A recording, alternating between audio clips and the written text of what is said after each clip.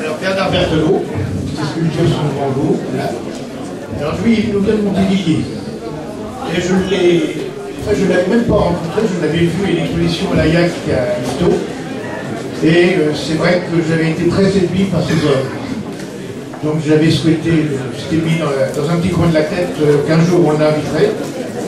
Il est là aujourd'hui, on est très satisfait. Merci.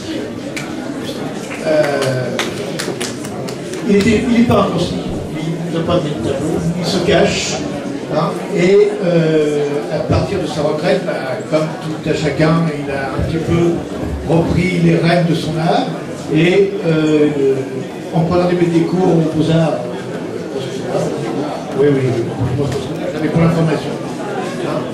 Ces sculptures, c'est de la terre ou de la technique mixte, c'est-à-dire que c'est des armatures qui sont recouvertes de plâtre ou de ciment.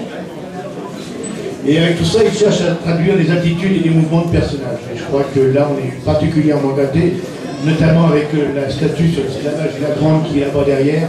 C'est quand même quelque chose. On n'est pas indifférent devant ces œuvres. On aime, et je crois qu'il y a une certaine puissance et une certaine finesse dans ces œuvres qu'on peut remarquer. Il est membre actif des Amis des Arts de Montévilliers et du Cercle des Beaux-Arts du Havre. Lui aussi, il a été pas mal récompensé, notamment sur la région du Havre. Et je dois souligner également qu'il nous a présenté une statue de Jacques Mastrangelo, qui est un bronze qui est seul et unique de l'exposition, mais qui est quand même quelque chose de remarquable également. Merci à lui.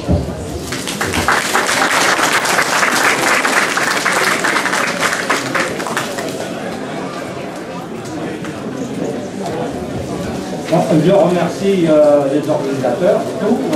Alors, bonsoir à tout le monde. Donc j'ai présenté quand même différentes statues, volontairement pour faire voir qu'il y a des différentes techniques et différents sujets. Alors c'est un peu disparate peut-être, hein, mais donc c'est fait volontairement. Par contre, c'est des statues qui sont fragiles. En général, ça tombe par terre.